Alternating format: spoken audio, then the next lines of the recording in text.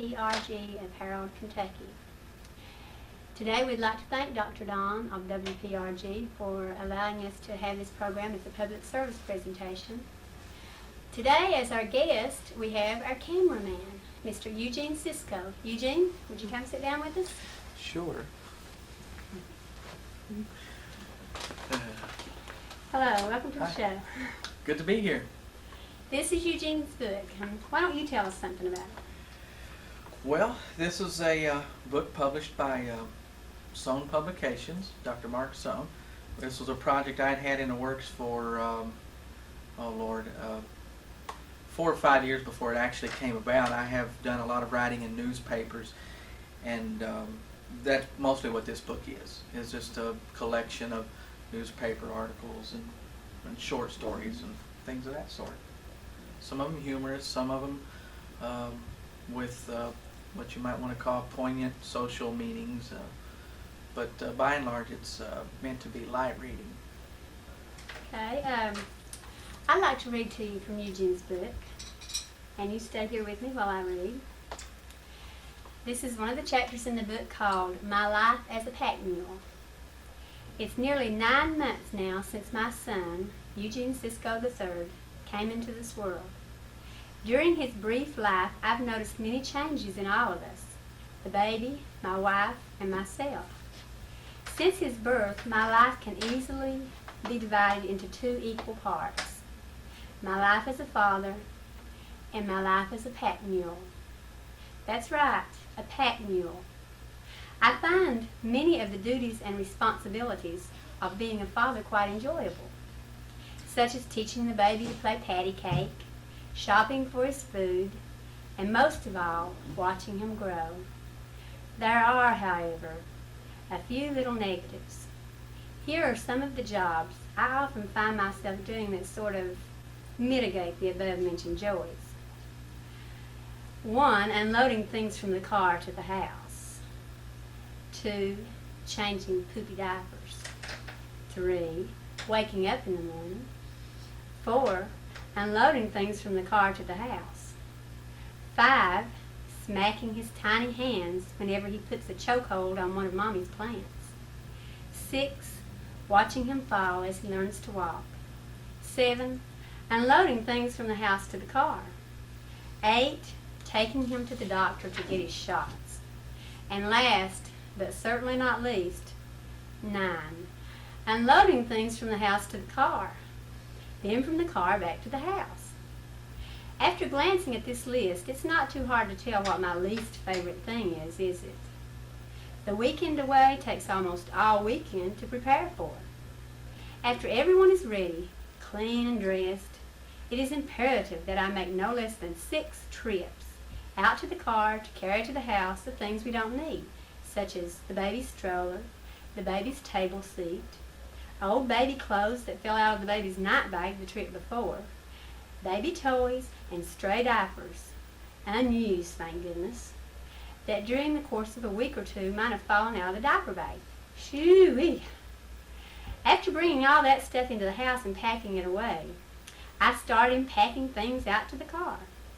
A night bag full of clothes for me and for the missus, then her makeup bag, filled with everything from eyeshadows of different shades to hair care products. Then come the various baby things.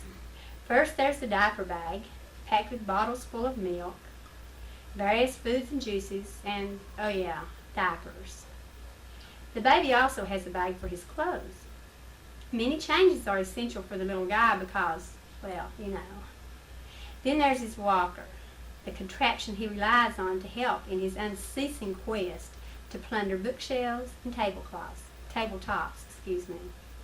Many's the time I felt like just stubbing up like a stubborn old mule. Hee-haw, hee-haw. But that wouldn't get anything done now, would it? When it comes to this part of our daily lives, or roles, mine and my wife's are strictly defined. She prepares the baby and all our stuff, and I am the pack mule. Hee-haw. It's a simple kind of life, if not a very exciting one.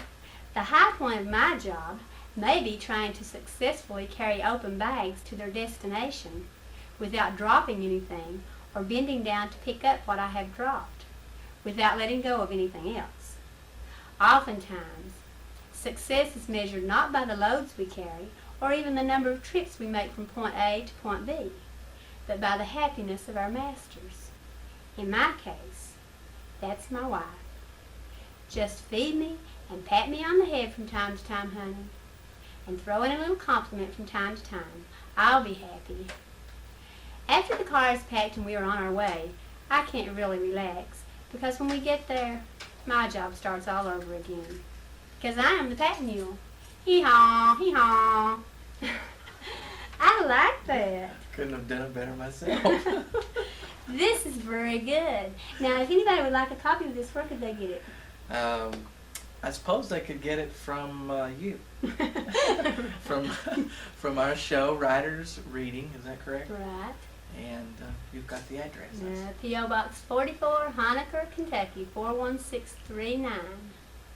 Thank you, Eugene. I really enjoyed having you. Now, I guess you better get back to the camera. I'll do it. Thank you very much.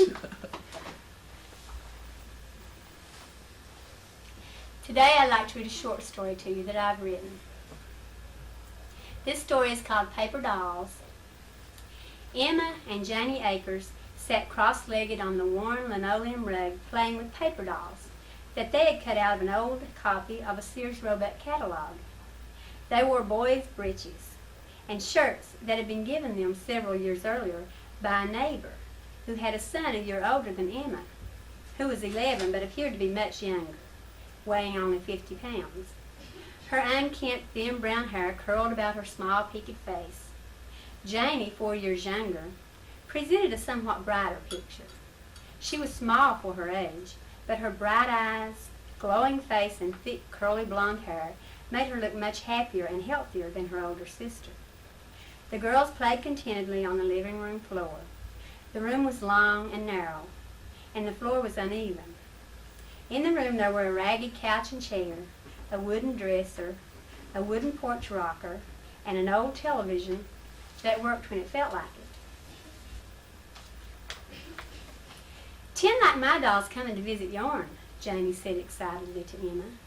Before Emma could agree or disagree with Janie's suggestion, they were interrupted by their mother's entrance into the room from the kitchen, where she had been preparing supper. They looked up at her as she entered the room. Maggie Akers was a short woman in her mid-40s. Her face was wrinkled, but she possessed a youthful vigor. Her thin brown hair was pulled back and lay in curls on her back. "Wonder why Dinah ain't got home yet," she asked her children. They didn't say anything, but merely shrugged their shoulders. Maggie walked to the door and looked out. "Yonder she comes," she told them. "She's carrying a box. Somebody must have given her something." The little girls jumped to their feet to welcome their older sister. Dinah, a sophomore in high school, entered the tiny house with a smile on her thick lips. She was tall and thin. Her light blonde hair, formerly straight, was curled tightly and dried out by a permanent wave. "What have you got?" Maggie asked her oldest daughter. Setting the cardboard box down in the rocking chair, Dinah explained. "It's some stuff Miss Sanders gave me. She's got some more stuff in the library at the high school. I couldn't carry it all." "Well, you and Emma can go back and get the rest of the stuff," Maggie told her. Dinah's smile turned into a frown. "I don't want to go back," she complained. "Let Emma and Janie go." "Can Janie help carry the stuff?" Maggie asked her. "Yeah, there's a little box and a whole bunch of clothes wrapped in newspaper. Emma can carry the big bunch." "I don't care if they can't carry them. I ain't going back," Dinah stated emphatically. "Emma, you and Janie go and get them, okay?" Maggie spoke gently to her 2 younger children. "Yeah, we'll go get them," they replied excitedly. As the 2 girls ran into the bedroom to get their coats, Lester Akers, their father, entered the living room. He was a lean, handsome man with piercing blue eyes and blondish brown hair streaked with gray. He pushed a wooden chair in front of him to help him keep his balance.